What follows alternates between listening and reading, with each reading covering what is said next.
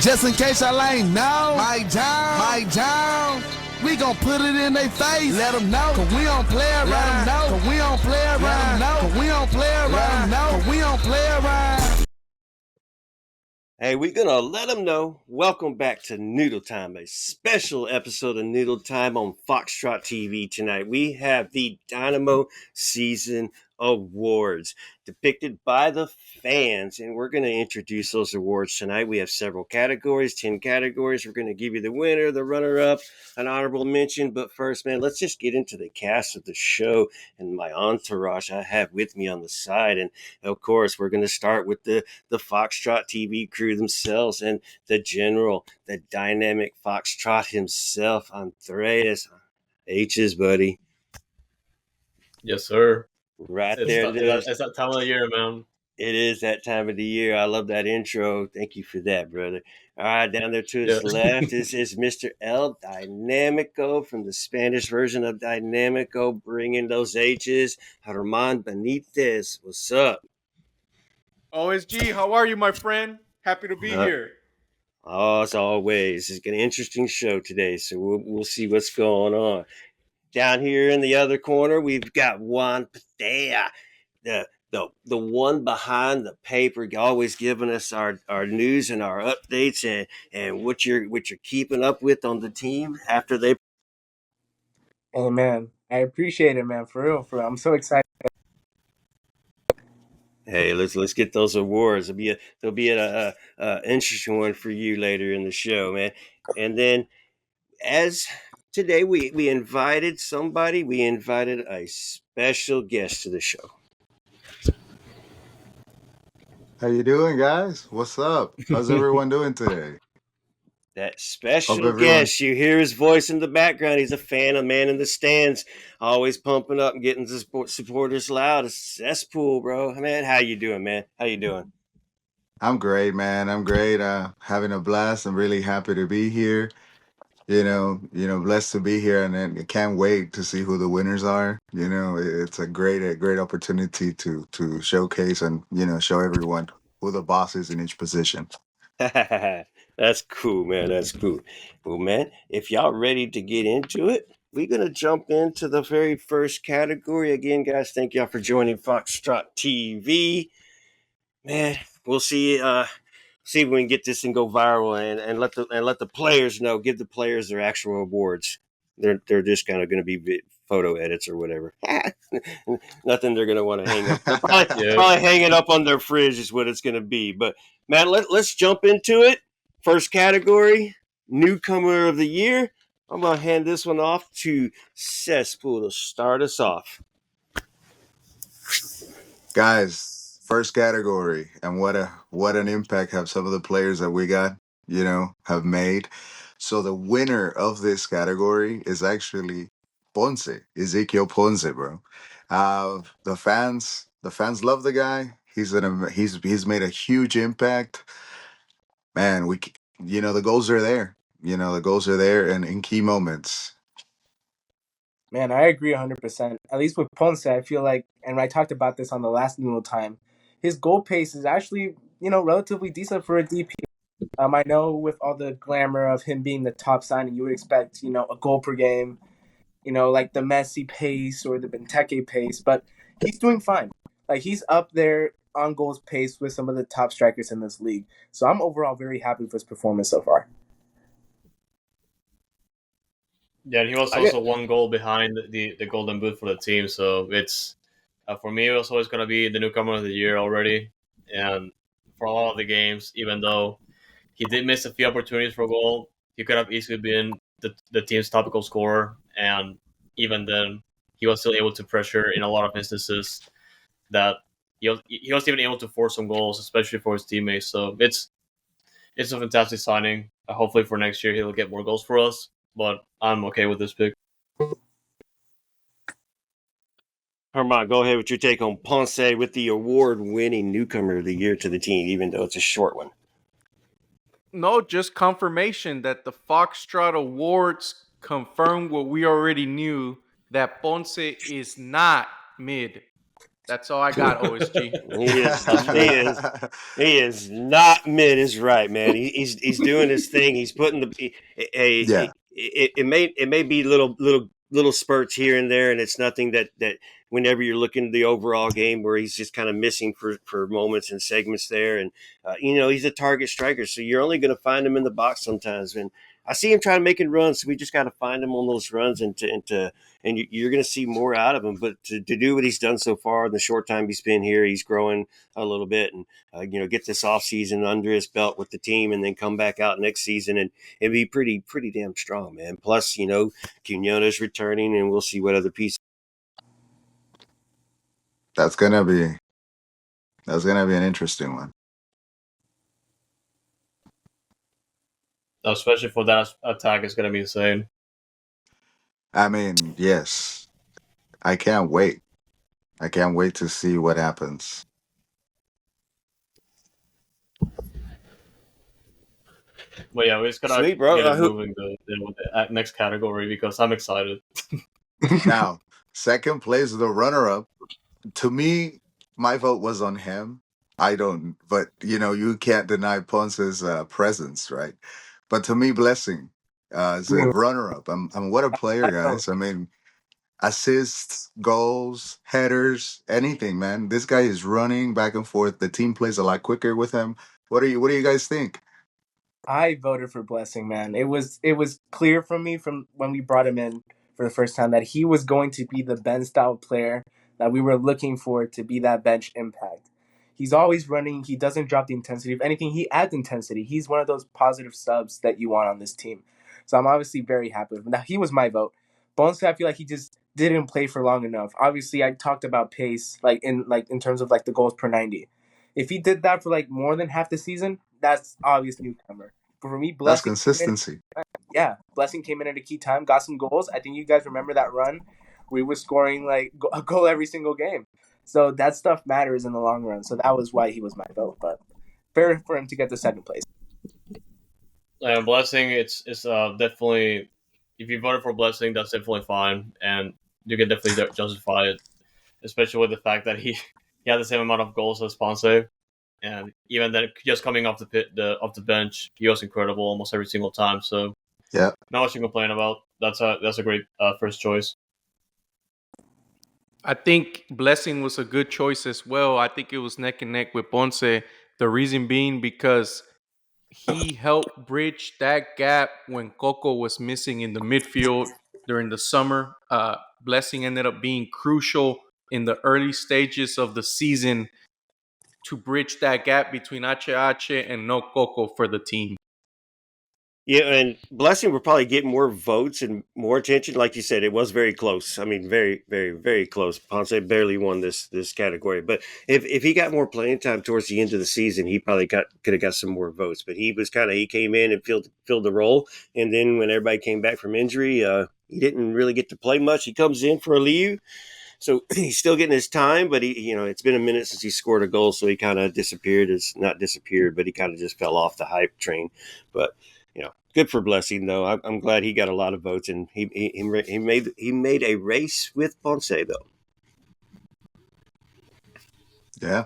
Now the runner-up, right? The runner-up. This one is a little bittersweet. This guy came in, made an impact, and he's gone. And what an impact he made, because he actually made the third. I believed if he would have stayed healthy, he would have won it for sure. And Lawrence and Ali. Sad thing that he got hurt so early. But man, what a player, guys. Yeah. Lovely. We moving on to the next category? If you don't want to say, I was going to mention that if Lawrence and I was healthy the entire season, we're probably going 8 points. Yeah. Okay. Yeah. Lovely. Yeah, he's super. He's the quickest player in the team, hands down, guys, hands down. And firmly, I think we can all agree he would have stayed healthy, he would have won. He could probably win a lot of categories if he has a full season ahead of him. But that's on Ali on an honorable mention there for Newcomer of the year. So good, congratulations to him. We'll see what he can do next year. He won't be in this category next year, though. He's not going to be out of it. So, but hopefully he can come back. You saw him on the treadmill working, so that means he's working those muscles. Welcome back. But He's getting healthy, man. yeah, yep. Let's move on to the very next category. Category number 2 here for you tonight. Again, congratulations, Ponce, Newcomer of the Year. But let's move on, and we're going to have Juan introduce this category as the Young Player of the Year, coincidentally. Yep. You put the youngest guy to do this category. I see what we're doing. So for this category, I feel like there's 3 names that just automatically stand out. Actually, there's 4 names, but the top 3 is actually very surprising. I didn't realize that we left out personally one of the players that I thought was going to be on here. But I'm just going to go ahead with the winner. The winner of Young Player of the Year is Reigns. And to me, this makes too much sense, okay? When we're talking about where we came from with Brooklyn Reigns, I remember when he made his debut, the whole talk was, how is he going to translate his obvious ability to the next level? Those first couple of appearances were shaky, right? But it's because he was new. He wasn't athletic enough. Last year under Ben Olsen, we saw limited playing time, a lot of dose. He was a dose player with limited first team minutes. But this year, we saw something different, especially towards the end of the season, where Brooklyn Reigns got the trust of Ben Olsen, a coach that is consistently pragmatic in his approach to sub-in players or sub-out players. So that last match of the season, when you saw Brooklyn Reigns step on the pitch for the last 45 minutes to replace Hector Herrera, your best player, I feel to me that shows, most importantly, his development. And as a young player, the fact that he's still only 19 and he came in against a really tough LA Galaxy side and honestly did not look out of place at all in that midfield. For me, that's an easy choice. Brooklyn Reigns, congratulations. You guys have anything to say about that? Oof. 100%. I've seen the young lad, man, at Dynamo Dos when he was there, and I would tell you, I've been following him every time he goes with the U.S. national teams to the tournaments. And little by little, he cemented himself in the national team, and little by little, you can see him cementing himself now. In the first team, he's definitely getting stronger. His passing is better. He's way quicker on the ball now, and the best part of all is that he can dribble, and he can move the ball up the field for us. And he did just that in LA. I think he's doing great. Yeah, and Brooklyn Reigns is just going to get even more time next year. And it goes to show the trust that we talked about after decision day. No, yeah, I thought his ceiling is insanely high for this team, and I just look forward to his development now. Herman agrees, obviously, but yeah, Brooklyn Reigns, man, finally getting into the head of Ben Olsen and Ben Olsen. And Ben Olsen admitted this. He needed to give him more time. He found a way to do it, and he's doing a great job. And I mean, come on, you come in at halftime for Ache and on decision day against the LA Galaxy at home in front of a sellout crowd, and you play a full 45 minutes plus the extra time in that moment, man. What a stud! He definitely deserves to win this award. Yeah.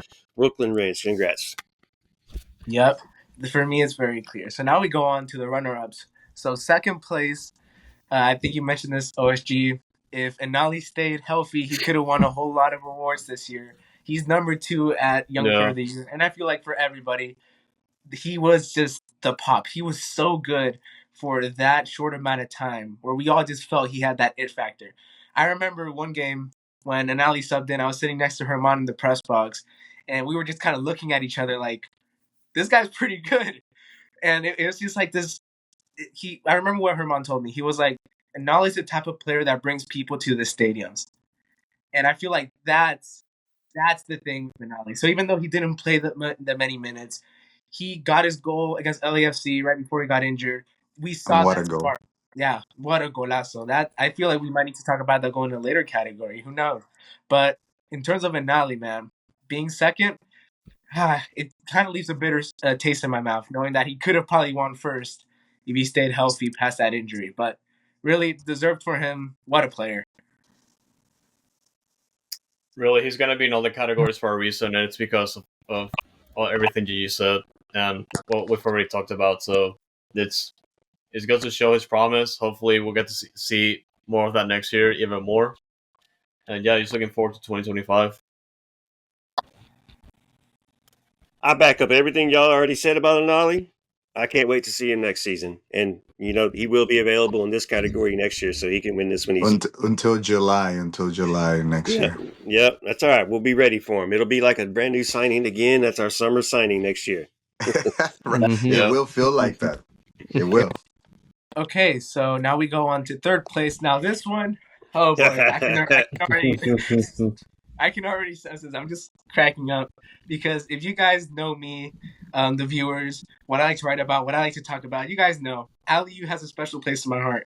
Okay, but he is the third place winner of Young Army. Player of the Year. Yeah, Aliu Army. Yeah, we're back. Now I Is will that by Yeah. default or what? What happened to Nico Hansen? No. Where is he? I'm still the Nico Hansen supporter, man. Like I got my agendas, but with Brooklyn, no, not with Brooklyn. With Ibrahim Aliu, when he started off this year, it was incredible. I think we can all appreciate, even if we don't like how the season ended, we can appreciate the points that he single-handedly got us this year. Okay, and in the end, say what you want about how his season ended, or all his lacking in offense, he was still our top goal contributor. We don't Yeah. win the single season. We don't get the single season points record for our team if he isn't scoring the goals that he did score, right? And the assists that he did. And defensively, we don't talk about that enough. We always talked about Quinones coming back defensively. Aliu does the same thing, perhaps even better, right? He's always running. That's why you sub him out, not because he's playing bad, but it's because he's getting tired. Those are the type of players I want on my team. So even though I personally wouldn't have put him in that top 3 category, even though I am one of the biggest Aliu fans, I can understand why some people were open to give him that spot. I mean, he has a play style only a mother can love, Yeah. Because you have the stats to back it up, but it Shot. doesn't seem like it in the games. Because it's You know? not what we get from a typical left winger. Attack the friggin' defender, bro. Dribble the ball. Don't fumble the ball. Like, it's not football. Like, what is he doing? I think the reason we overlook Aliyu is because of punctual errors. This guy, when we think he's there, but I think that's why, and he's right. I mean, he's the top contributor at this moment, or he was at one point. But that's Yeah. because the team had no other choice. At the end of the day, we had no attacker. We used to play inward. I think the season is really showing us what the type of player Aliyu really is. If Hot, anything, hot take.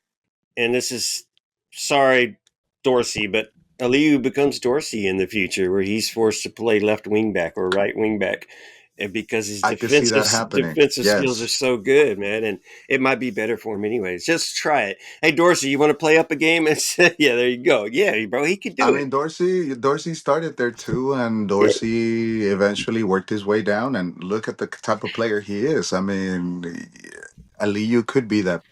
I could see that happen because Aliyu's fast. He just, ball control 0, but you know, or no crossing. Yeah. But maybe better Yeah. defender because if inevitably Dorsey and Escobar are going to leave. All right. The Dynamo yeah. Alfonso Davies. Yeah, that on top of the fact that he gets a lot of hate for the missed opportunities, but also just the lack of 1v1s, because 99% of the chances he's going to take a pull where he's probably just going to pass it back unless he finds an opening. But still, the team's top goal scorer and 5 assists. He has produced clearly, and I can therefore understand the hate. But I leave you Army, man. Yeah, man. There we go. We're back. I mean, That. I personally wouldn't be surprised to be the top goal scorer in an offense that has been lackluster. We were Right. kind of the worst in the league, and to be the top goal scorer, that really just tells you the lack of attack we have. But Yep. Hey, I guess I'm saying we there- had no choice. there you go. Young player of the year category is hey, if we can argue about Reigns and Ali and Aliyu, Yeah. and the vote was pretty close. If I was to tell y'all what the actual numbers were between those three, so it's nice to talk about those three on a young Yeah. player. That means you have something that in your team, part of a core. But moving on to the next category, we're going to hand this one off to the dynamic Foxtrot Andreas, and this one's going to be the clutch player of the year. Now, this was one of my favorite categories of this awards, only because there's been so many moments that specific players stepped up. But over the course of the season, there's only been a handful of ones that have been consistently showing up at the most unexpected opportunities, and the person that I voted for actually got first for a good reason. And that player, the Houston Dynamo's clutch player of the year, is Daniel Steres. And Nah. the easiest answer, you could say decision day, but that doesn't paint the whole picture. Obviously, if you saw this entire Yeah. season, he's been showing up. He's been playing out of position and still playing amazingly. Like he's a center back that plays fullback amazingly. And the other moment that I remember, like clearly outside of decision day, was just that goal against San Jose to get us the 3 points, man. He's just stepping up big time.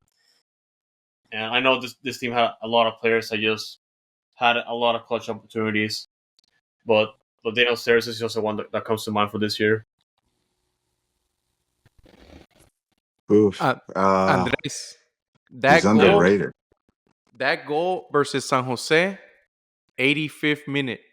And I remember that because I was fixing to ask Ben questions and that goal saved them. Because we played poorly that game. We played We like did. crap on the road. Mm-hmm. Yeah.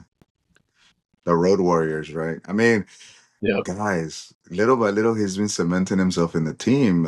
He started not being used to start being used every now and then. Now he's a starter in some games, part of the rotation now. And I was not aware he was actually not a center, not a left back. And he's actually right-footed. So, but he's done very well every time he's been called, especially lately. He's been in great form. And what the hell was he doing at the box at that time? You know, but it's just crazy how he showed up, and he's made some amazing saves too. I think he had a goal line save. I don't remember the game, but he had a goal line save as well. So for him, kudos to that guy. He's a great guy, great player. Well, for me, honestly, it's a no-brainer. Not because of just the offensive moments that he's had. Obviously, recency bias, LA Galaxy. But even after that and the San Jose game, name a player on the squad that consistently goes into the matches, right, without getting much playing time at all. He doesn't sub in for like long stretches of time, and then he drops in for Escobar after Escobar gets his seems like weekly yellow card suspension, right? And drops masterclass after masterclass after masterclass. Steres drops masterclasses when you need him on the defensive side. And I remember asking him after the LA Galaxy game, I literally asked him, do you enter these games hoping to score? And he just says no. He just finds himself in the right moments at the right times. And that, for me, is the definition of clutch. It makes too much sense. For a player like that to say, you know what, I'm not even looking for that, right? I'm just going in, helping my team, and if I find myself in the right spot, I find myself in the right spot. That is clutch. That is clutch. So I think it is easily deserved. That experience. He admitted in the press conference that he knows his role. He's a center back at heart. He's always played center back. He comes here and he's a right back, and now he's a left back. Because remember last year he was playing right back some too, And then so now he's backing up Dorsey sometimes. Yeah, so now he's at left back covering, and like Juan said, Escobar misses a lot of games, so we're getting to see a lot of Steres. Dorsey missed a game because of a red card, so we get to see a lot of Steres. So it's good to see Steres and give Ben faith. Hey, I could use this frigging guy, bro. And if Escobar was in the game, he probably would have been digging deep. He wouldn't have made that header, but he would have been digging deep in the box trying to score a goal or get a red card, either one. But but shout out Daniel Steres, and he deserves it. Man deserves it. The fans love him. He loves the fans. He's always cool to talk to in person and at the press conference. So, man, congratulations, Daniel Steres. Most clutch, man. Yeah, and by the way, he ran away with it. By the way, so second and third, we're close. By a long shot. No question about it. No complaints. Although the second place where we talked about him, he's also also a great choice. A Latif blessing. Before they just mentioned how he just comes off the bench and makes himself makes his presence available in the game. And it's just he's been a key piece to what the team is today. And I respect that pick.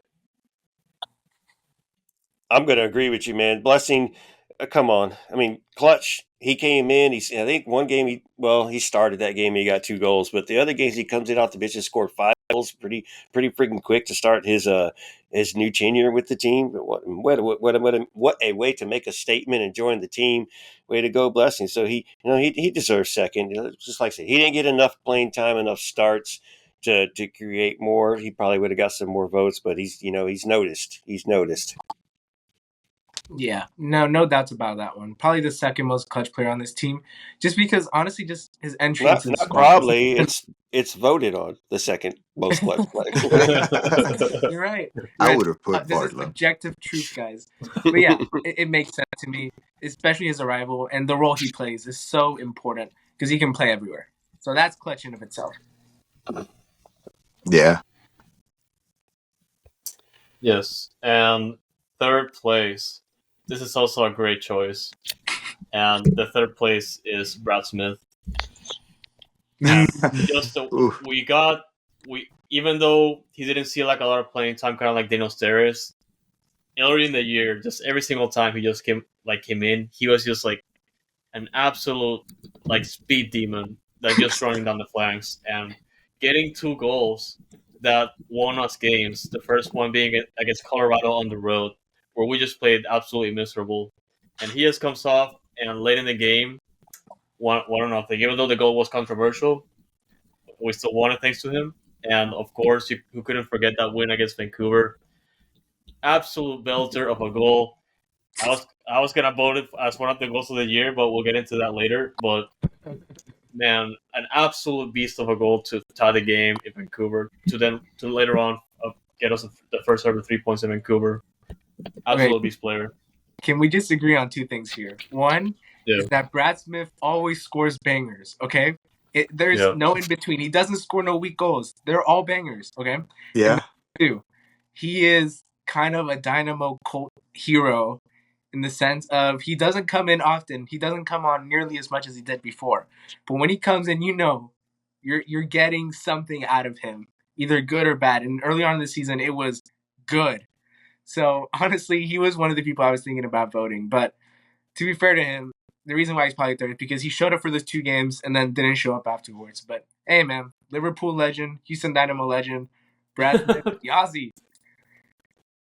Hey, man, I got to agree. Brad Smith, man, coming off the bench, he hasn't been doing it lately, but he shows up when he does get his time to play, and good for him. We probably won't see him next year on this team, but you never know. That still remains. But congrats for coming in clutch with the Houston. Great fella, man. Great guy to talk to too. Yeah, absolutely. I think Herman's met him at an event one time. So yeah, I mean he's cool and he's around. But all right, he's a happy dude. He's a happy guy. Let's move it on. Oh, go ahead, Herman. Go talk about it. Yeah. Yeah, no. Easy transition. Nice guy, like you said. To me, if this was like the first quarter of the season, then yes, he wins this award because, like we talked about, his presence as a super sub on the field earlier in the season, and like you touched on, OSG. I met with him when he was playing in the park with the kids. Very, very nice guy. He's an improved player from last year, but he's not the most improved player on this squad, OSG. I have the most improved player category, and the winner, okay? And even though his name is Sebastian, his name, according to OSG, is Seba Kovacic. Okay, midfielder, and I'm interested in hearing all of your thoughts on him. He was my vote. Rough start off the pitch and on the pitch last season, but this year you can tell something started clicking, and Ben instilled confidence with him, and now he's a reliable depth player that kind of helped us bridge waiting on Ponce when Ben Olsen didn't want to play Sebas Pereira. So he played that false 9, and he had a clutch game in Minnesota earlier in the season. And I believe he scored against Chicago too, at Chicago. But just good growth on his part, and that's what you want to see, right? That's what you want to see. Hey, for the man that was supposed to be Coco's replacement to come in and he's not getting to start, he deserves to start, and the fans want him to start, and they're begging for him to get more playing time, and he deserves to get more playing time. You mentioned he's our false nine, even on decision day. We took Ponce out, and Seba plays the false nine. Sebastian Pereira did not get playing time in that game. So you see which our go-to is Seba just performs, and you know, he's clutch as well, but he only got one vote in the clutch category. But he just doesn't score. He comes in and he just it just performs, improves your offensive situation, and gives you something, man. And he's got gas, and he fights, man. Wish he can get some more starts, but that's just meaning someone's got to be injured or Ben's got to actually rotate. Yeah, honestly, for me, Kowalczyk is one of those players where I feel like this team has a lot of Sebastian Kowalczyk, which is good. That's why they've made the playoffs. That's why they've made they've got the single season points record for the team, because the team's good. And they have a lot of players like Sebastian Kowalczyk in that they can play in a lot of places. They can improve your attacking situation, but they cannot, let's say, at the finishing touch. But now, compared to where we thought Sebastian Kowalczyk was going to play to where he did play, I mean, for me, that's just improvement in of itself. He was coming in thinking, I'm going to play that inverted forward position, play next to Dorsey, combine there, not really, honestly, run a lot. But then we saw him play that false nine, combine with Bossy, and start, becoming Speed Demon 2.0 for Brad Smith. Just that sneaky speed out of nowhere. For me, that's improvement, because you're coming in with the expectation of playing a position, and then you don't play that position, but you say, F it, like, we just keep going anyway. He does his thing. He can play in the Bossy position. And thinking about it, honestly, if he wasn't available when we needed him, we were either going to run out an injured Sebastian Pereira or Gabe Siegel. Just think about that, Dynamo fans, where we were, okay? So for his contribution, Gabe Siegel. Hey, no disrespect to the Dynamo's GOAT, okay? No disrespect. But I hate you. I hate you. no disrespect. But let's be realistic here, guys. Like, without Sebastian Kowalczyk, I don't know if the play style would have flowed as it did. And that was key for us getting some points. It's the play style. So for him, makes sense. I mean, I did vote for Seba Kowalczyk, but you can go Xespool. I mean, honestly, guys, I don't think you guys appreciate the little guy at all. This guy does a lot of the dirty work every time he's in there, because he's the one cleaning up the ball in that area, and he's usually, because we love driving through the middle for some reason, he's usually very congested, and he's the one to open up spaces. He's always in his space, always receiving, always combining with Bossy. Every time those two guys are on there, you get a lot of 1-2s, a lot of good plays. I just wish they would shoot more, you know. But the guy to me, he's a cleanup guy. He'll move the ball and get you the ball in places you need it to be at, and he's a very good link up. I mean, I'm very happy that he's playing the way he is now. He's definitely improved a lot, because I remember he used to lose the ball a lot on body work, and now he shields the ball very well. He doesn't even get in positions where he loses it anymore, and now he's a very safe transport for the ball. Yeah, I think everyone summed up Seba Kowalczyk perfectly. On top of the fact that he played significantly more games than last year. Granted, last year he came in the middle of the season and he had to prove himself. Well, this year he played 33 games, 4 goals, 3 assists, and every single time he either was playing or coming off the bench, he was doing his own thing, and you could have seen him right away just compared to last year immediately, especially on early year, because I felt like he kind of turned off a little bit in the second half of the year. But in the first half of the year, he was an amazing improvement already. So he was my vote, and I'm definitely okay with that. Before I tell you guys the runner-up, I do want to show some love to the Dynamo Those GOAT, Gabe Siegel. Yes. He was the only player who spoke with us while the team was volunteering at Ronald McDonald House. So shout out Gabe Siegel. Yeah. Okay. Hey, I Runner gave up. him a mask, and he gave me this shirt I'm wearing right now, guys. So, There you go. Gabe, shout out to you. Look at Shout out Gabe Siegel.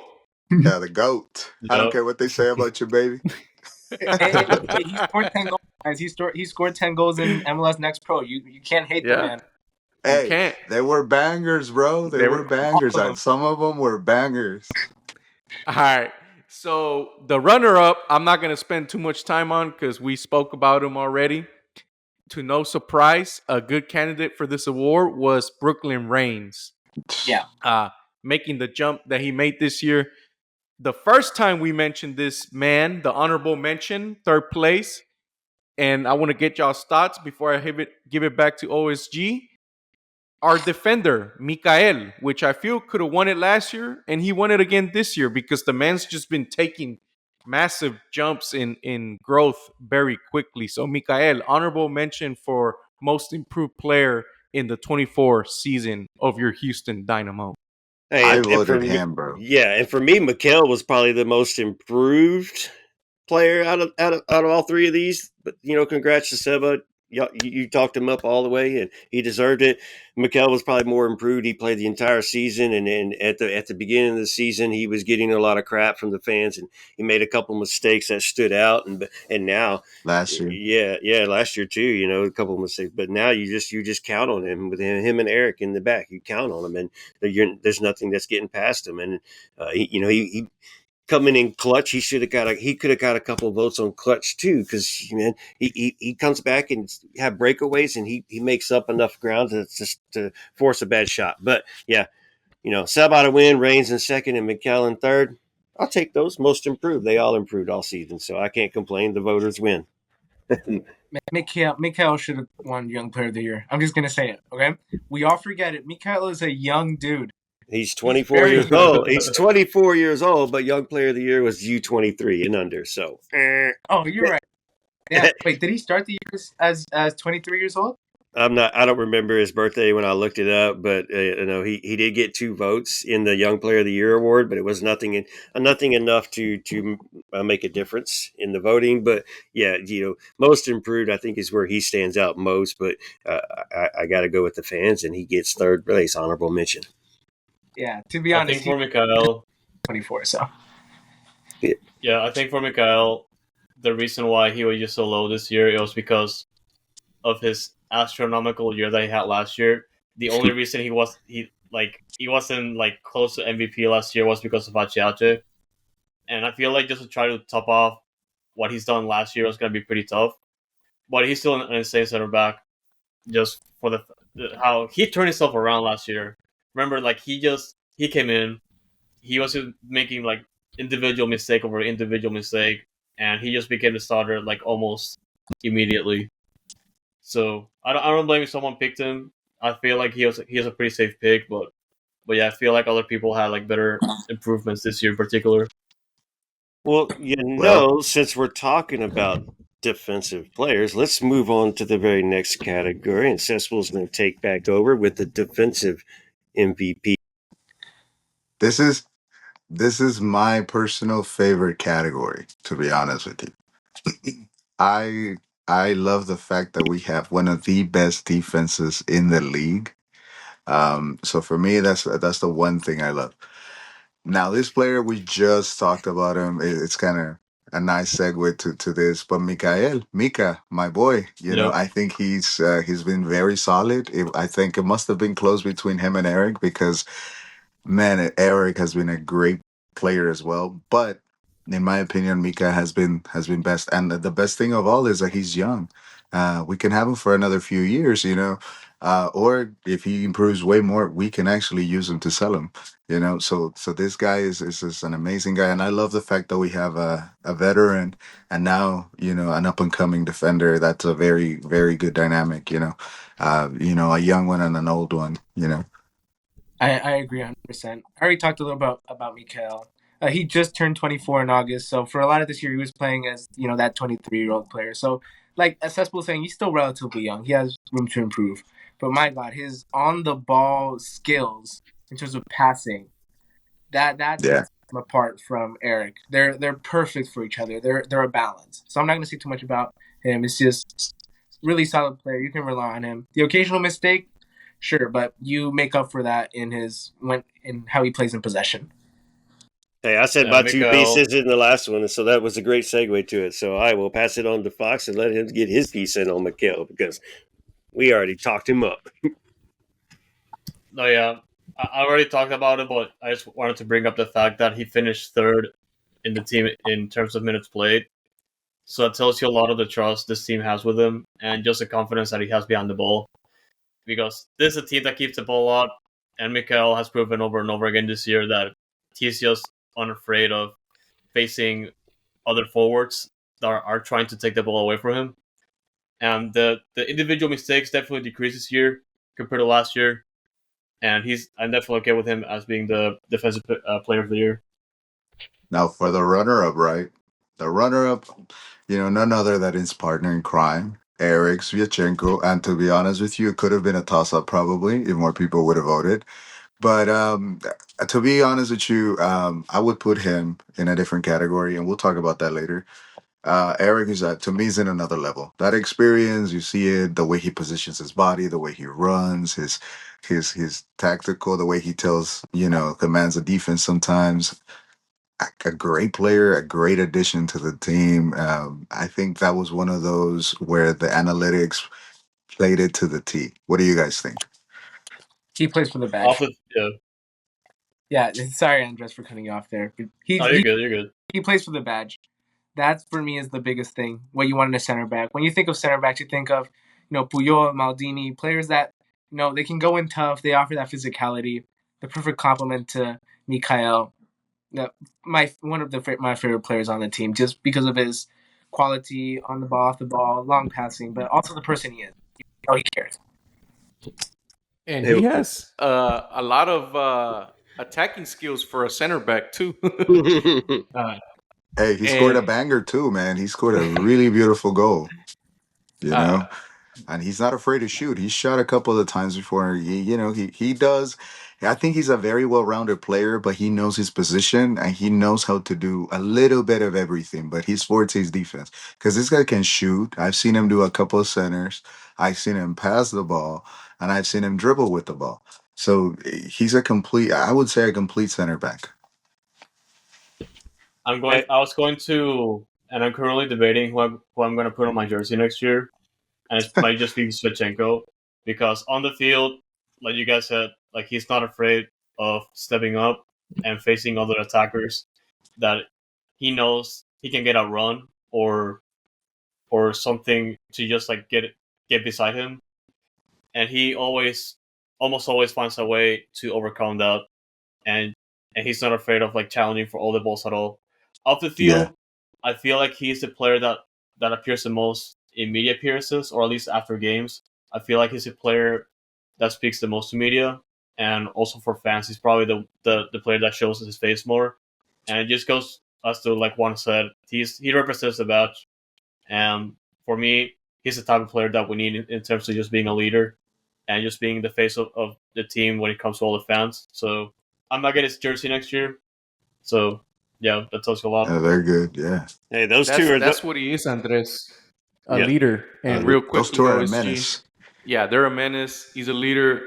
And I forgot what I was going to say. So go ahead, OSG. No shit, my bad. It was those two fought for the votes, and they were the only two getting the votes in this category.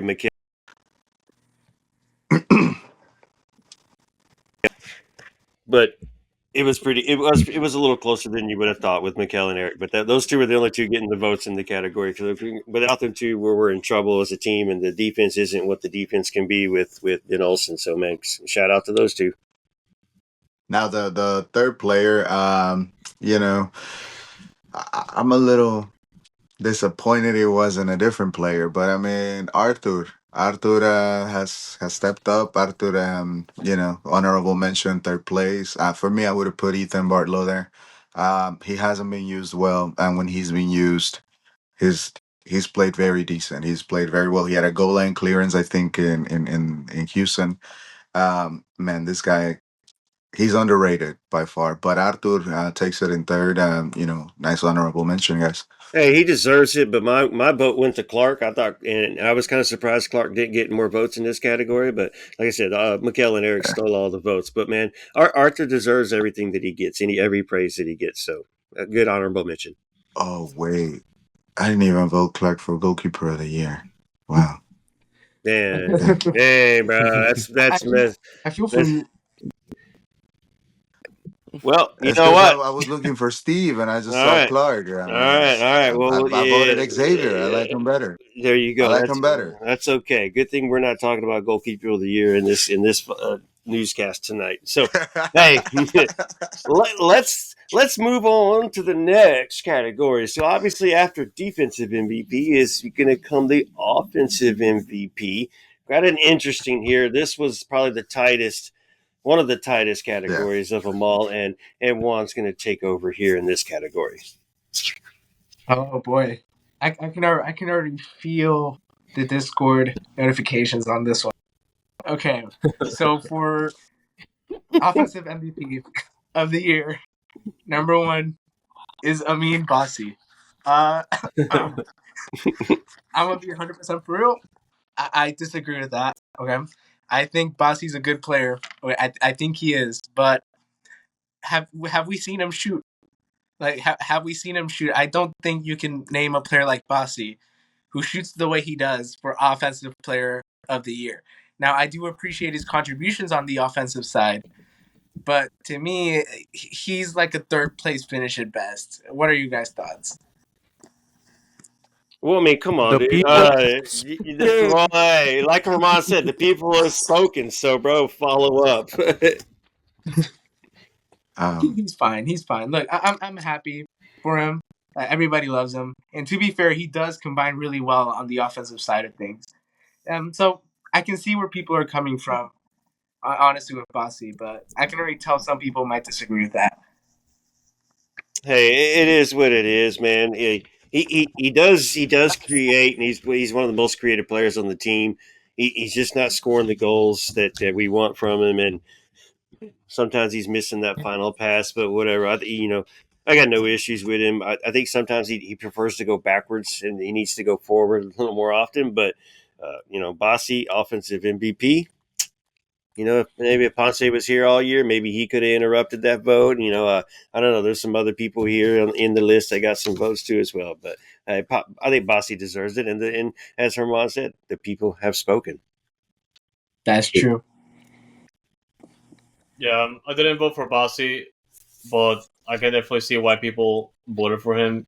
Obviously, he led the team in assists, and I feel like it just goes back to the case of Ibrahim Aliyu of not scoring in his own opportunities. But I'm not gonna debate that because Bassi was just there and making himself available and just playing his own style, and we've been able to get results thanks to him. So I think it's just the same case as Aliyu. That's all I'm gonna say. This was a tough one, y'all. I'm gonna sneak something in real quick, OSG, because Xespool touched on it earlier. We we didn't have that much offensive firepower this year. So Yeah. This was a tough category, man. But mine was a wild card. I voted for Latif Blessing just because he provided that spark when the team needed it. Like OSG says, I wish Bassi would go forward. Well, guess what Blessing does? The man goes forward and gets in the freaking box. How the hell Freaking, does he beat a defender? like OSG says. And that's all I got to say. That's awesome. I had Coco, Oh, Coco, because you got to understand he hasn't missed games because he's not a good player. He's missed games because he has international duties. You know, and every time you have him Blessing, him Herrera, him, even Grey Goose, bro. Coco always delivered, bro. Always delivered. I think he was one of the most consistent players, even though he wasn't doing what he's always done. Um, but yeah, we didn't have that much offensive power. I've seen Bassi shoot on penalties, you know, but Yeah, other yeah. than that, and we, bro, we've yelled at him from the supporter section, shoot the ball, and it's just not happening, you know. Hey, well, But I would have had Coco number one. Bossy won the category. Coco comes in with one vote. Man, fans, y'all are hype, bro. Y'all need to watch the games. I guess The only vote, right, Xespool? Hey, look, everyone. I like him. I Don't think get me everyone wrong. just I boycotted personally that like category Bassi. because I of the gave him a goals. mask and everything. He's a goat guy in my book, but I just don't think he was the MVP offensively. You know, Louis. that's it. The people have spoken. Real. Okay, so I guess now we move on to runner-up. Now this one, for me, makes sense. Okay, unlike Bassi. It's Ibrahim Aliou, second place for offensive MVP. Like Herman and everybody has said, the offense was not good this year. We can't sugarcoat it. It wasn't good. But in a category where we name the player of the year, we have to pick the best out of the trash. It's like the golden trash, you know? No. Okay, maybe not trash. It's just we got to pick the top of what we've got, you know? And I feel like with Aliou, even with all of the criticism, he was our top goal contributor, like we've mentioned before. So a player like him, honestly, for me, makes sense. Most goals and assists, offensive player of the year. Well, let me say this, and then Herman, you follow up. But this one went down to the 11th hour. I think it was literally the next to last vote or the last vote that it actually was the last vote that declared the winner in this category. So this one was a tough category. It was split between a lot of people. The top three were pretty damn close, but yeah, deserving. As y'all mentioned, we mentioned Aliyu a lot in this episode, but yeah, just wanted to mention this was the closest category and won by one vote. If you're still watching, listening to this, first of all, thank you. Second of all, in the comment section, who is your offensive MVP? Third of all, if you didn't watch a single minute of Dynamo soccer this year, going off the textbook, goal contributions, goals and assists, Aliyu makes sense. But if you actually watch Dynamo soccer, it was to make You would not be able to vote. make up your mind. And that's all I got to say. Are you calling me out, Herman? We've sat together for too many of these matches, man. Yeah, man, it's a heated topic. I mean, Are we ready for the last one? For the last person on this list? Yeah. So number third, the third person, honorable mention, Ezekiel Ponce. This one we've talked about him already. Second most in goals. He could have been second. Honestly, I would have put him second. Instant impact. If he plays the entire year, I think he wins the award. What are you guys' thoughts? I could agree with that. I mean, if he plays the entire year, he probably easily wins the offensive MVP. He's going to score the most goals. He could have scored 18, 19 goals. You know, who knows what he would have done if he was with us the entire season. So for the limited time he was here and then get this many votes, he's definitely not Ponce mid. He's getting a lot of votes. He's been in other categories getting votes. So the fans say otherwise, and those that say otherwise are mid themselves, it sounds like. Wow. Whoa.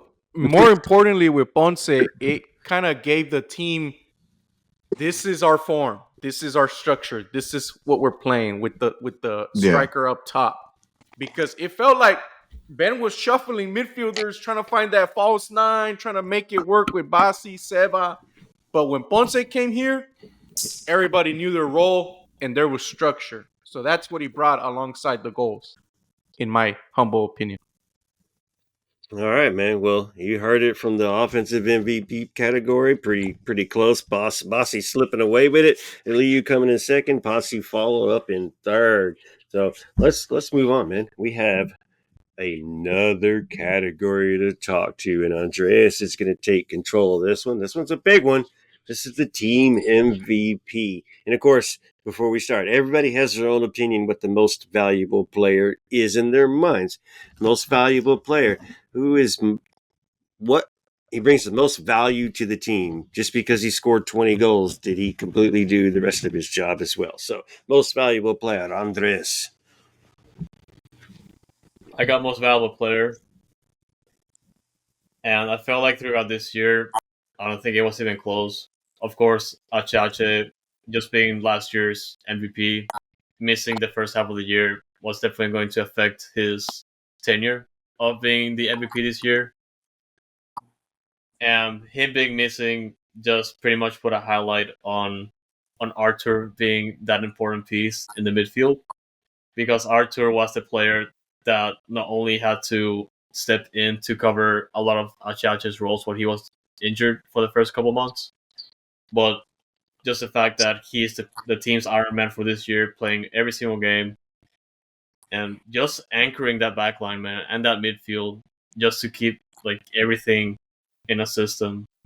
He was definitely, I would say, the catalyst behind most of the team's successes this year, and he deserves a lot of credit for that. So I believe for that, I voted him as the team MVP.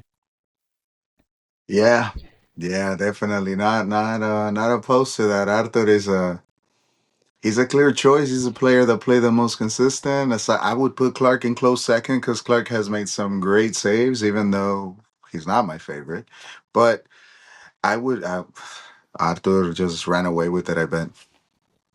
Yeah. At least for me, Artur went from probably the most underrated player on the squad last year to the most properly rated. I don't think he's overrated in the slightest, because even calling him MVP, I don't feel like it's enough to just showcase how differently this team went from without Artur to Artur. And we always talk about Achiache being the guy that runs things. But remember, Achiache played here a couple games before Artur came here, and it wasn't pretty. And you can say, oh, preparing for World Cup, yada yada, all this and that. There was No, a noticeable difference when Artur came in at first than Achiache, and I'll stand by that. And I thought Artur was the most criminally underrated player on this team, so I'm glad he's finally getting the recognition he deserves. Yeah, and he put the team on his back to start the year. You know, when we were missing midfield pieces, like you said, he held it down. Uh, Eric Bianchenko talks to the media, but so does Artur. You know, he's a class act just like Eric Bianchenko.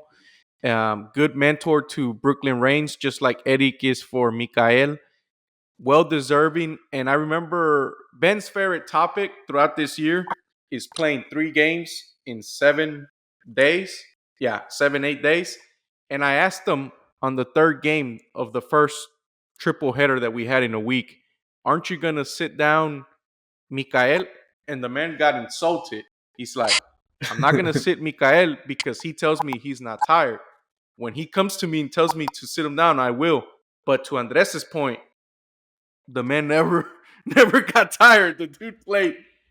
He's up there for the most minutes played. So just Iron Man. And important on the defense, making that transition, moving the ball into the midfield and getting it away from danger.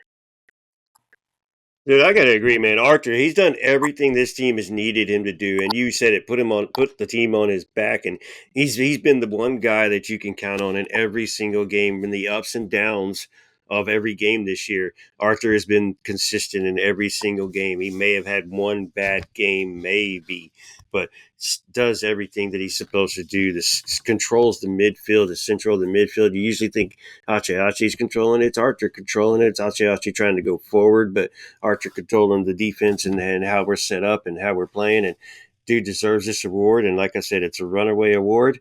He deserves every vote that he got. a lot of things. One of the things he does that is underrated, people don't see, man. He directs a lot and he talks a Yeah. lot, especially on the defense. Every time we have a breakaway, he's always on Mika's ear. He's always talking to Harry. Yep. Like he's on him, and I think he's part of the reason why Mikael has been so successful. Like I personally saw him pull his ear a couple of times, even in practice, man. So he just takes that natural leader role, and he just brings in players around him and mentors them. That's who he is. He knows his role in the team very well and plays it very well. Gotta appreciate and Arthur, man. Second place. We deserve him. Trust me. Yeah. And second place for the voting for MVP is Hector Herrera. I would I get why he will get voted in, just coming off of last year and trying to come back to this team after starting the year with an injury. But I felt like it was going to be tough to match that performance that he had last year. So for me, I feel like it was. I felt like in terms of effort or just like in terms of improvement, I put him up there, but I didn't feel like he was MVP this year.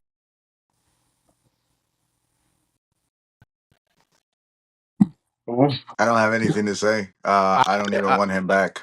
Whoa. No. Let's We're save that wasting for 5 another million, episode. guys. I agree wholeheartedly with Andres on this. I'm gonna be up in front and say it. I think Achi is one of the best players in franchise history already. For me, at least when I grew up, all I had was the 2018 U.S. Open Cup. My heroes were Menottes, Ellis, Giotto, like at least on the field. For Achi, I can already imagine him already being a legend for the Dyna kids growing up. So for that reason, it's hard to not put him in the MVP conversation each year. But when I think most valuable player, I don't think Achi cracks the top three for me. Amazing player, class is permanent. But when we're talking about most valuable, there's other players who played more minutes and contributed to more points. I remember checking 2/3 of the way through the season. The Dynamo had a better points per game without Achi than they did with Achi. Now sampling, all that stuff, the amount of games played, obviously a factor. I'm sure that improved towards the end of the season, but to that point, 2/3 of the way through the season, we had a better points per game without Chache than we did with him. So that's all I'm going to say on that matter. I will say, guys, every time we put a blessing in there instead of him or a Reigns there instead of him, we play faster. We're more dynamic. We move more. Okay. I feel like every time he's in there, the team plays at his pace and at his way, which is the way he's supposed to be, right? It's very slow, very methodical. We're not like that no more. You know, we transitioned. We're attacking team and we're going after the guys, and we don't have the speed sometimes. And I know it's a hot take, but any defender you put in there is faster than Herrera at this point, and the team is definitely more dynamic. I would just say that, not better, but more dynamic with other players around in that role. While I don't disagree, one thing we can't forget is the service from set pieces that Achi provides. Just Yep. keep that in the back of your mind. It's not worth 5 million, brother. I will say that a set piece taker is not worth 5 million. We could use those 5 million to bring in two players that can be better than the other players we have now. Like we could bring in a better midfielder, or a more consistent midfielder, for that amount. I'm just saying. I think it's time for him to go. He gave us what he could, and thank you, Achacha. He did his part. He got us an Open Cup. To finish the hot take, would you take Ache back if he accepts to not be a DP player, just a regular player? As a rotation player, for sure, my guy. As a rotation player, not as a starter. Not anymore. And I'm sorry. I Wow. can see that. Make I sure would put that's a real. Yeah. Sorry. Yeah. And third place in the voting, we do have Mikael. We already talked about him, and he deserves his flowers. So I feel like this is justified. Mika. Talking about flowers, one thing about Mikael that impressed me, Juan said it earlier, but the second thing that impressed me was he is the last man. He is the sweeper, and his speed, his recovery speed, I think they call it, is amazing. And sneak peek, MLS awards, he's up for Defender of the Year. So I can tell you, he definitely got one vote for that. So yeah, a lot of Yeah. a lot of the guys that cover media in MLS definitely look at the Dynamo defensively, and we're probably one of the best defensive teams in the league in some aspects. So I wouldn't be surprised if we see some players in that vote. I'm personally happy for Mika, bro, because like I said, last year he got a lot of crap for that for that loss, and I think it was the playoffs that he got that own goal. Yeah, so like he got a lot of crap for that, but he took that in and he repurposed it to something positive, and you Yep. see the guy, man, he's never mad. He's always happy, happy to greet people, and not only that, but he's put in a lot of work and it's noticeable. You can tell he's improved. He's faster. He's stronger.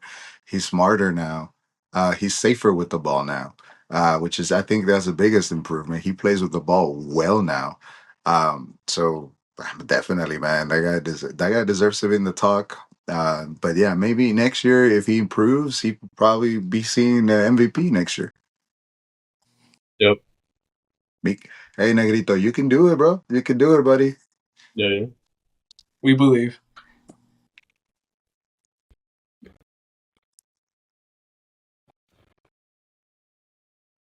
Oh.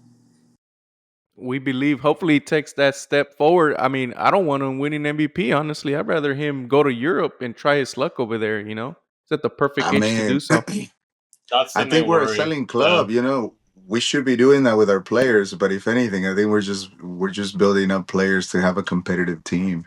But I think we should look at players as like selling players. You know, I'm Yeah. really excited for the kids that are coming through from those Sebas, Diego, E- even Femi. You know, even your guy Xespool, I think the Dynamo are building something good. Say that does happen next year. Well, step in your guy, Ethan Bartlow. He would take that role. He's yeah. And Yeah. look, I think Bartlow is ready, bro. I just think we're over congested in the defense, and it sucks for him that Steres, because I don't know if you remember, guys. Steres has also played center back in a couple of games this season Mhm. over Bartlow, you know, and so it's just he's in a It's a position where I think we're overcrowded and we're keeping healthy defenders, which is good, you know, but it's it's also it bad for him. it's definitely a good Hey, problem to have. nothing much, man. Speaking of Just you know problems, how OSG, the what you internet got, likes to brother? work for me on this side. But hey, I'm still here. I'm hanging in there. We're gonna, yeah, we're gonna try to move on to the next category. You know, Keeping and Austin uh, weird. obviously, you know, Armand, this is going to be your category. You're going to take over for best team win of the year. But if things are nice to me over there, which they may not be, I'm gonna try a little something real quick here. Let's just see.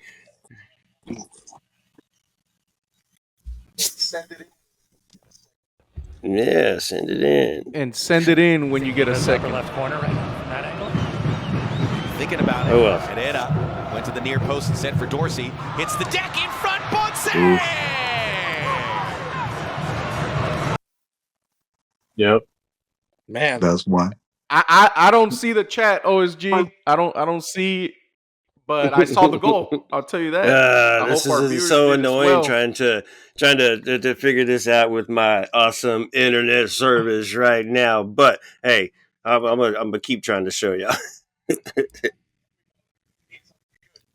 Inside Man, Kowalczyk. this is game Pereira's number there. 2. Can't get a Okay, shot good. away. Swings with the left foot. Still nothing doing. Outside the box. And another one. Yeah. Dorsey's done it That's my game again. of the year. Play the next banger, OSG. Give me all the Oh my nominees. gosh.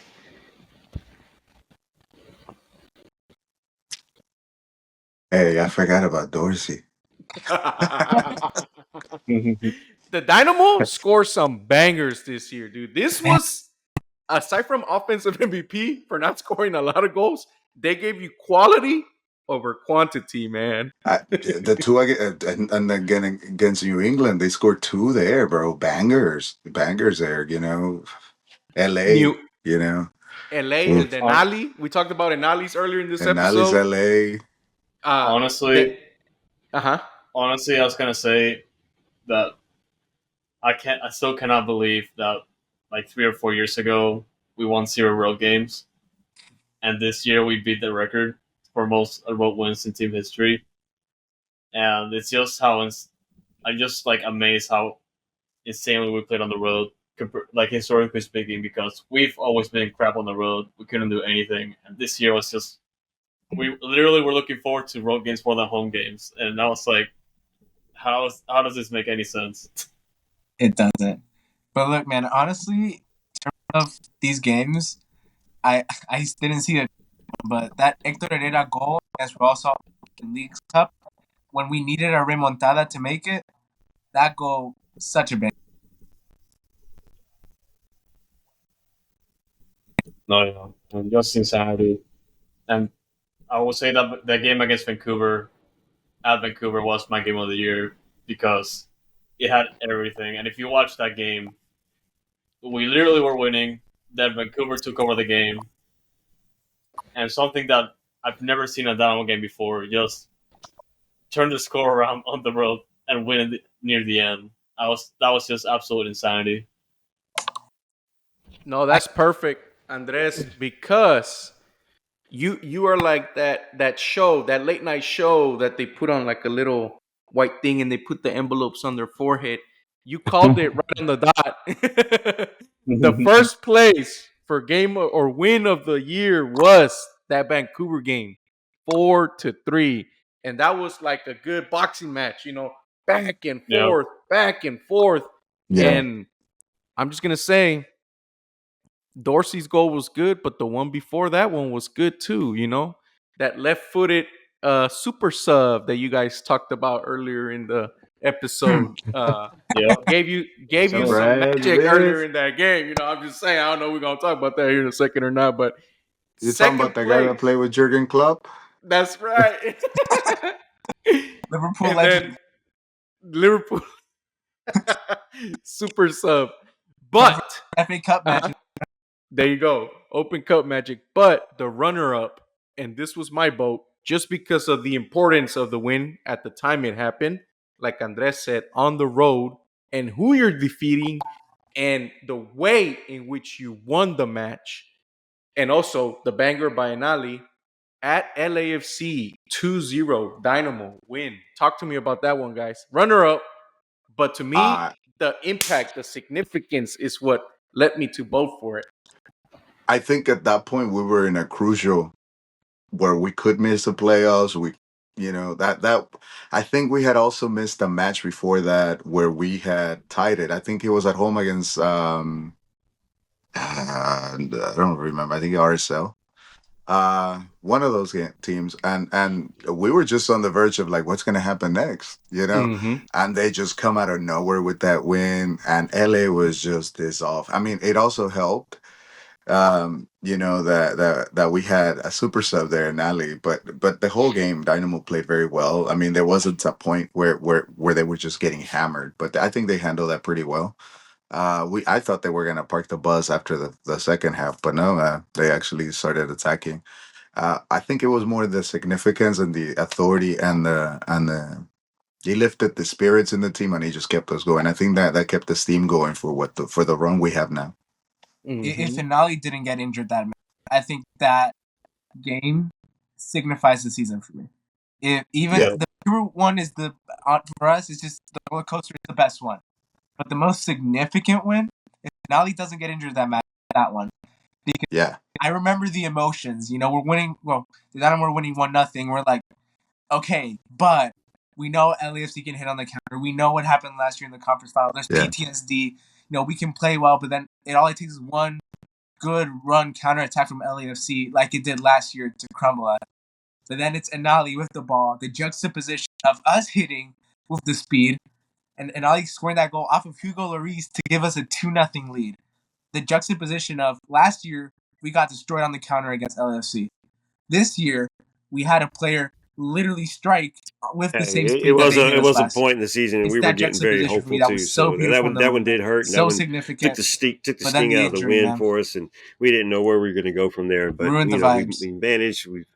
We've maintained. We're stuck with the Aliyu army and Aliyu on the left wing. Not stuck. But hey.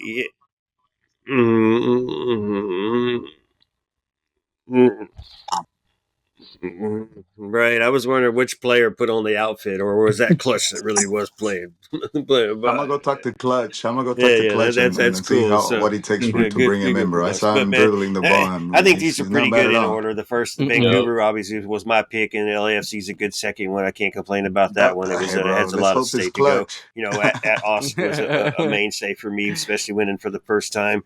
But the Vancouver game just makes total sense. LAFC second, okay, good job. We've already won at LAFC before.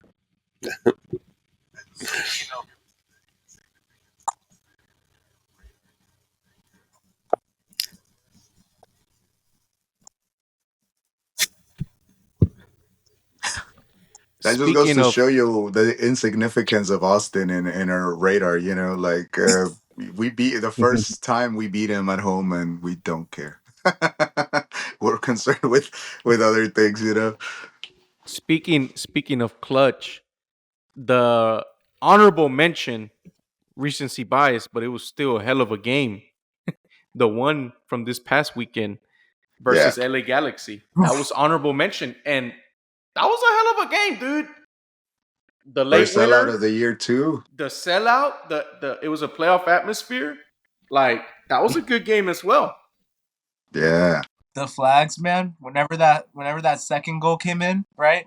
And it's just everybody waving their flags around. I don't know if I told you guys, but that last playoff match last year, that reminded me of EFL championship playoff semifinals. Like that atmosphere, it's starting to get cold. Some people wearing their sweaters. That's the same vibe I got against LA Galaxy this past week. It was giving playoffs. It was giving something on the line against a really good team who's going to come out on top. Dude. And the emotion of it being Daniel Steres to score that second goal. Just, you can't write a better script, to be honest. And I'm just glad we all got the experience. Suckers. Hey, I do want to point out, man, what's up with those fans that left early, man? They missed it. Se la comen. But yeah, they missed it. They missed it. Guys, if you guys are listening, that's what I'm talking about. Yeah, for anyone that's listening, if you see this in your section, bully these guys, please. Like we don't care that if you beat traffic or not. If you stay in the stadium for the longest time, the traffic's gonna die down, and you get home faster that way. That's the friggin' news. Sucks for you idiots. Right? But you guys paid for 90 minutes. Yeah. Best part was watching LAFC watch us at the end of that game and just like, oh my gosh, when LA Galaxy scored. And I had a friend that texted me on the way there. Oh, they scored a goal. I didn't even reply, bro. Gotta move on, Sir Armand. Thank you for that category. Vancouver was the obvious choice. They did beat the LA's kind of stole votes from each other, so they could if one of those games wasn't in there, they might have caught up to Vancouver. But let's move on. Andres, you're going to take the next category. This is going to be an interesting category, but best goal of the year, best individual goal of the year. Had some good ones. There was a lot of votes, so there was a lot of adding up I had to do. But man, it did come down to the top three were pretty obvious, and you can't argue with it.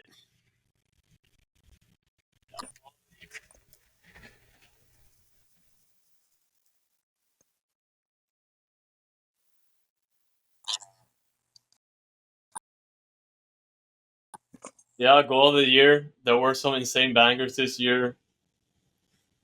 That was just like absolute insanity. But the one goal that stood up to me, and the goal that won goal of the year for Dynamo, it was Lawrence Denali's goal at LAFC. And you had everything, even though it wasn't a very wonderful strike like a lot of goals this year. He literally ran down the field and fooled Hugo Lloris. Like a lot of people have been hyping him up when he was signed by LAFC this year, but then Lawrence Denali was subbed into the game, and he literally made an absolute fool of Hugo Lloris. So that's my favorite pick. Like, hey, I'm going to dribble around the fool, and the keeper couldn't do nothing about it, and you put it in. So individual, great skill, and man, too bad we couldn't get more of it. Hey.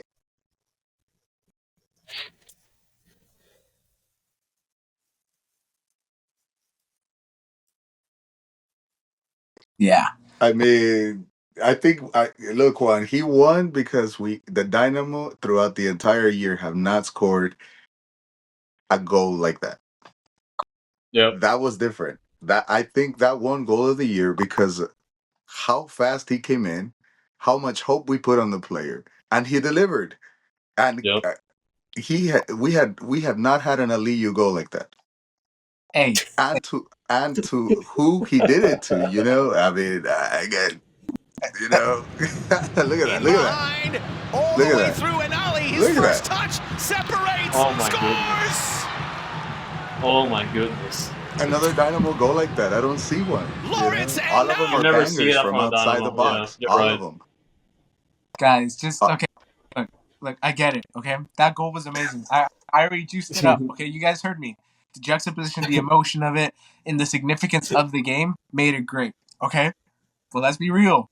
He was just, it was like an infinite speed glitch. Okay, he was just. The fans have spoken. That's all it was. Any other player tries that, he gets pocketed. Okay, I appreciate the goal, but in terms Aliyu of doesn't have the speed or control. That's the thing. He did. which is why I didn't nominate him for any goal. But that Brad Smith thing. I know No. it's spoken. Aliyu did score a banger though earlier in the year. He did score a banger. I guess I don't know what Yeah. we know it's second or third, but I've said my piece on Anali. It's great, but I want to see what happened in second and third, because that's where my opinion actually lies. Interestingly enough, as for runner-ups, we do have a two-way tie, and it's between Coco and Brad Smith. And for Coco, I believe this is going to be the goal against Austin Defending FC, set the pieces bicycle all the goal. way to Yes. the back post. Nice. Headed down, Kadoski! Yes, sir. Yes, sir. Yes, sir. Yes, sir. Oh my! Yeah, ves, The Verdísimo. Panamanian! Y'all lost. That's true. Awesome, man. Yeah, that was Coco's goal that made it to runner-up for goal of the year, and Brad Smith. This is the goal that I mentioned when I talked about him, like the absolute belter to tie the game. Wide open Brad Smith. He's in space. Not a lot of numbers with him, though. There's a shot! And Oh, a my scorcher goodness. from Look at that. Oh Smith. my goodness! That's Just imagine being in the moment where he literally tied the game, when the team literally dropped a 2-0 lead, and then he scores that. Never in a million years you would see that goal. Like you see Brad Smith come in, you'd be like, no, there's no way he scores that. Yeah. It's reality. And he scores it it. happened, and I'm like, oh my god, I'm I going remember insane. like 4 or 5 goals of his like that throughout these 2 years. Bro. guys. For me, What a great guy. the year, man. For this goal of the year conversation, okay, with Anali, I'm hoping we see more goals like that from the one against LAFC, because we Yeah, can't. we will. We know what he's made of. For Brad Smith to score that, I don't think we see it again. I'm gonna be 100% for real. That's a once in a career type shot. Okay, he just said, you know what? Let's just see what happens. Boom, top right corner, tie game, out of nowhere. I remember I was writing down my questions. I was Yep. mad. I was gonna be like Beno, like I wasn't gonna say that about Ben Olsen, but I was gonna like question him because it was like, how'd you blow a team You're out going to the make lead? me look at And last then year because out I of believe nowhere, he I did just the see, exact same thing last Brad year in Smith one of his goals. load But up and just yeah. top right, and I'm like throwing Yeah. everything. It's like, Watch. that came I'll out find of it. We'll nowhere. see if what the angle looked like and how comparison, or we'll do side by side or whatever. But yeah, I mean, but you're right though. I mean, those are Yeah, not he did shots it that against, you're against going to make Portland. all the Not time. from that angle. You had to hit it perfect. He did. He hit it perfect. He hit a rocket. It was brilliant. That turf probably helped, and just the fans were just could hear themselves because it's inside a dome. But like y'all said, brilliant, man. Yeah, I just want to say something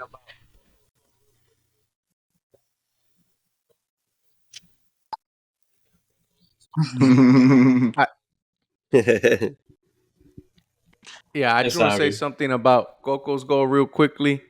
That goal was so good that it got Ben Olsen speaking Spanish after the game. He was able to say "Bicicleta Panameña." So shout out Dynamo, YouTube people, the cinematic recaps. We need more.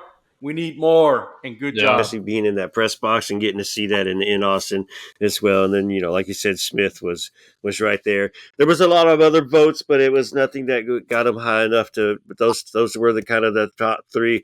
Ponce, Eric, Ache had a couple bangers this year. Steres with a couple, of course.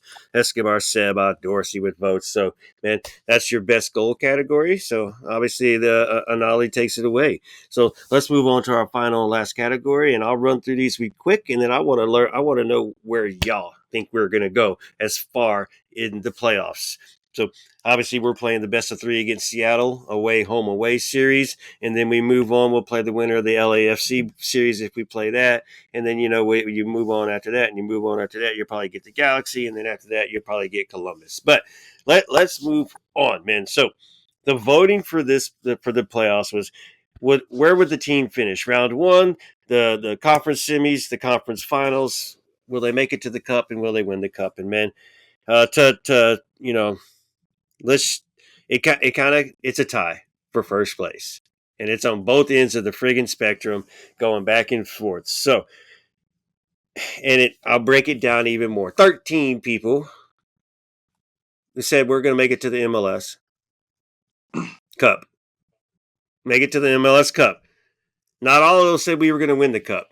But okay, so you're going to make it to the Cup. So technically, the winner of this playoffs is going to be we're going to be eliminated in the first round against Seattle. All right. And so it was either you're going all in or you're going out. But so guys, I don't know, man. Herman, man, where are you at with this team right now? Where are they making it? What was your vote? Because round one is what's taking it off.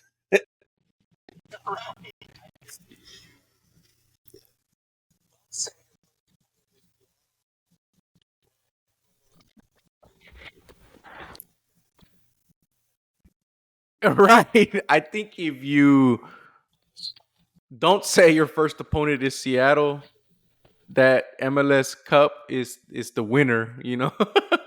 But I'm gonna change my vote on the spot. I selected we were gonna get to the conference finals, but you know what, dude? We beat LA Galaxy, we beat LAFC. Fuck it, bro. We're getting to the MLS Cup, dude. This team plays well on the road. My only concern in the back of my head is like where the goal's gonna come from, but you know they got the grit like they showed us Saturday night, so they're good defensively. All Like right, well Xespool let's raise said. the cup together then.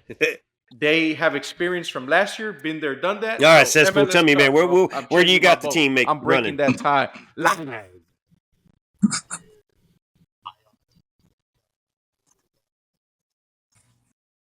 Wow. All right, look. If I honestly think that Vancouver is gonna pass, and this is depends on Vancouver, really, bro. If Vancouver passes, I really think they have a chance to eliminate LAFC. And if that's the case, then the picture is pretty clear, and we'll make it to the finals. If they don't, and we have to play LA, I think that's the end of a run. Just because we're very consistent beating LA when it comes, and the statistics when it comes to home games, like or away games during the regular season. But when it comes to the playoffs, uh, they gave us a taste of our own medicine, right? They laughed last. So I think LA is the only team I'm really afraid of. Not so much Galaxy. All right, sounds good. Juan, Galaxy has where some you got us weaknesses, and going? they have, I think LAFC has better players. So if that's the case, I think conference final, or just get eliminated in the second round. So I had it as a second round exit because for me it was tricky because imagine it through my head. We make it through Seattle and we get a little lucky with the results. There is a clearer path to the final than there was last, in my opinion. If just a little luck goes our way.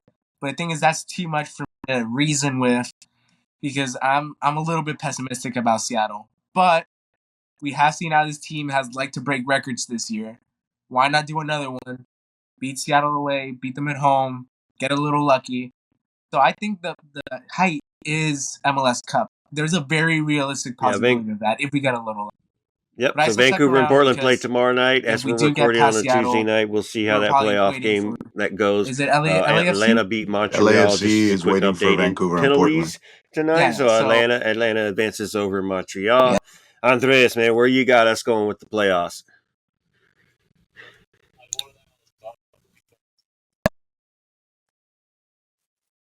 Mm-hmm.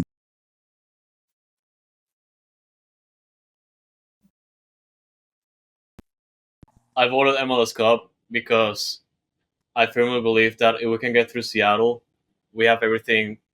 We literally have all the capabilities to reach MLS Cup. And for Seattle, something that people have to take into consideration is the fact that Seattle had a pretty bad start of the year, and they literally turned things around and made it all the way to the fourth seed, and they look so much better than what the standings showed.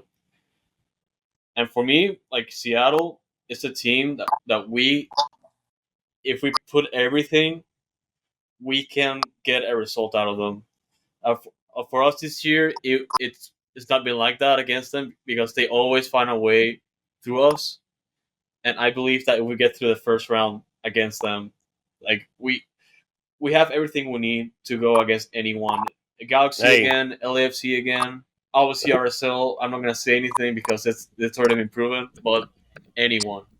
And Who's if we get to Daddy MLS RSL? Cup, RSL, I think it's Minnesota.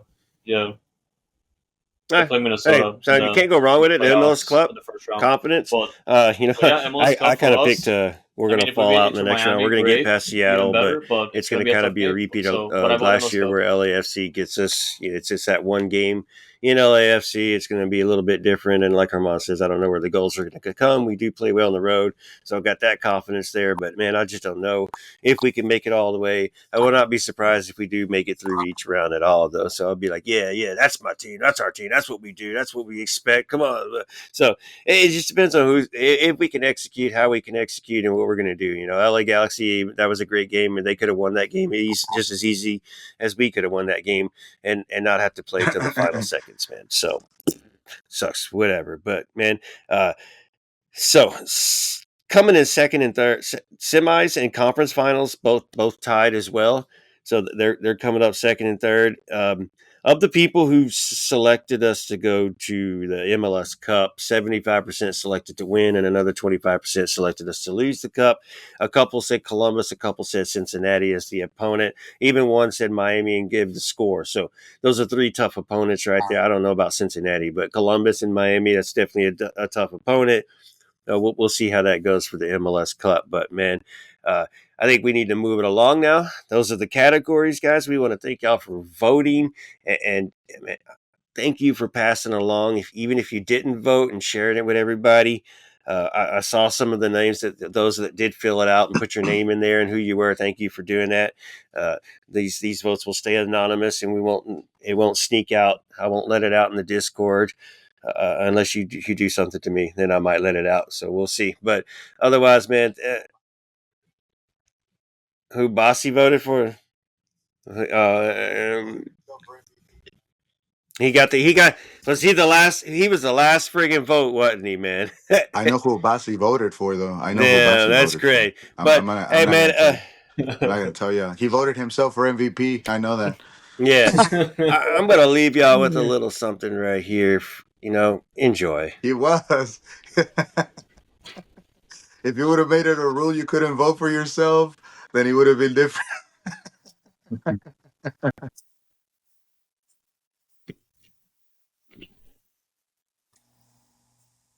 La tiene Kovalchik. Va a tocar Yeah, I love it. Griffin. Esta es la última jugada de la temporada. Allá viene el centro. Yeah. It never gets old.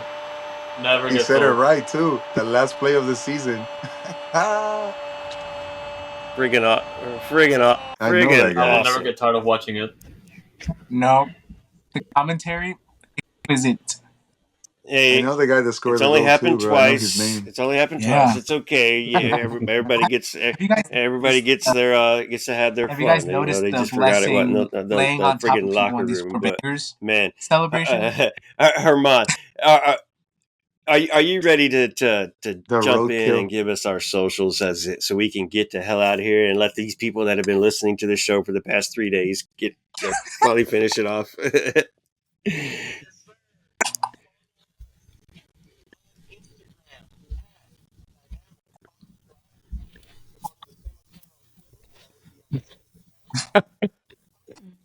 Yes, sir. You can follow us on Instagram at Dynamic Foxtrot. You can follow the same account on Twitter. Hey, that would be on old Andres' soccer account. guy, but old can soccer follow guy just me gives you the on OSU Twitter and mileage Instagram tracker and some Texas hype every now and then. But _GB. the Noodle Tempio account, me and OSG, Herman share that. tell us and, your and socials, try man. to bring you as much content as we can and let you see everything that's going on and try to report it as it's happening. Making some little videos here and there, just trying to keep you interested and keep you peaked. But at Noodle Tempio, Noodle Tempio.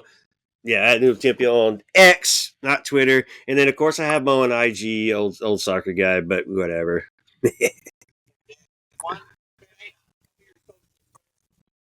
Yes.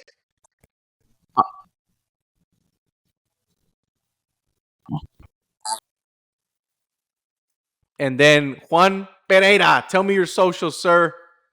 So at least for Twitter, you can always follow me at JPHOU Sports.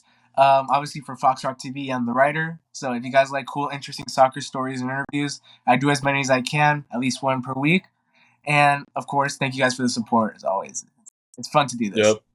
Thank you, Juanito. And last but not least, a big thank you to you, sir, Mr. Xespool. Thank you so much for joining us tonight. Tell the people where they can find you, sir.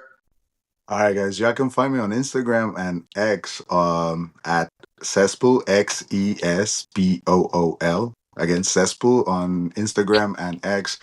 And also on... You can also find him on the rails in the supporter TikTok. section at every TikTok. home I game. hardly get So on keep that an one. eye out. I am Xespool on that one. At I am Xespool. So, guys, plenty of thank you guys promotional for videos having for the me. Dynamo as Hopefully well. some of you But, join guys, and follow me. Herman, thank you for doing the socials. Xespool, thank you for coming in tonight and doing this show. Juan, Andres, thank y'all for jumping in on short notice and putting this show together. Sorry for all the little troubles that we had and the technical difficulties during the show. If I would have thought about this and planned this more often, and gave me time to plan this and set this show up, it would have been a lot better. But hey, I think it's interesting for the fans. You've got all the categories. We'll kind of post them on socials throughout the next couple of days as individual posts, and just remind y'all and let y'all know so everybody else can see. But again, guys, thank y'all. Thank you for listening. You know where to find us. Hit us up in the corridors of Shell Energy Stadium, especially on Monday coming up, or Sunday, November 3rd. I'll be there for all weekend watching Dash and Dynamo. So, man, I hope to see y'all there. Say hi in the corridors. Come say hi at the press box, or I'll see you in the stands. And, guys, I want to thank you all, as we always do it right here. We got to throw those big H's up. And we will see y'all next time with the best part of the show. Haters hate but lose when we in the race. Hey, we up in the place and we gon' put it in their face. Let them know Houston Dynamo. Houston Dynamo. Houston Dynamo.